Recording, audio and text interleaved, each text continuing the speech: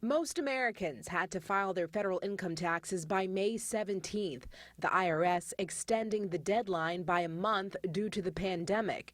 Now, here in Texas, we also had the hardships of the winter storm, so we have until Tuesday to file our returns.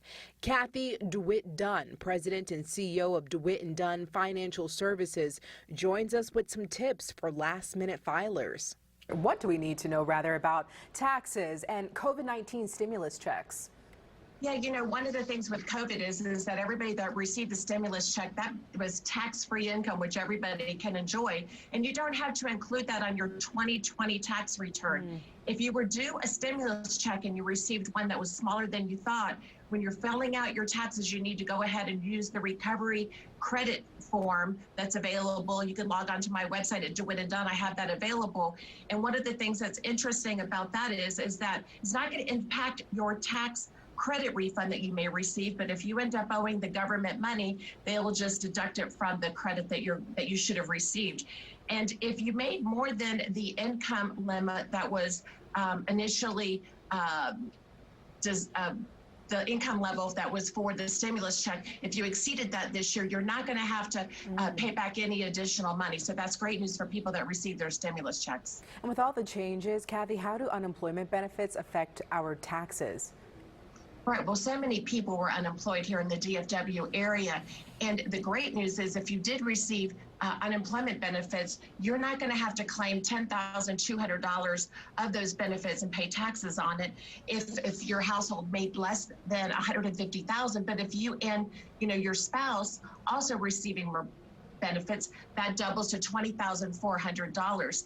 And if people that were issued refunds for May, if those that file underneath the new extension where you were able to receive more unemployment benefits, you don't need to file an additional amended return. The IRS is going to go ahead and issue that refund to you, but don't expect that probably until July. This is a question I guess a lot of people have this morning. Are there any work from home deductions we can take advantage of? Oh my gosh, most of the time right now the answer is going to be no, because there was a tax law that went into effect, so that really is going to cause some people some pain this year doing their taxes. But if you were self-employed and you have documented that, then you probably will be able to deduct that. But the biggest thing is that be careful if you've been working at home, because if you're working, let's say you're doing a lot of work in a different state, but you're working from home, you may end up having to pay taxes on that income. So it's very important that you work with a tax advisor that knows your particular situation so you can avoid paying any additional taxes. Yeah, good advice. Are there any other last-minute deductions, at least something? Oh, yes. Okay. Well, here's the big one. You can start saving for retirement. So if you owe some money to the government, you could actually decrease your tax bill by contributing to your retirement plan, which everybody should do. I can tell you at my firm right now, we're so busy with people making these contributions to your IRAs, but definitely make sure you're contributing to your 401k. But the great news is that for young people, anybody under the age of 50, you can contribute $6,000 to an IRA.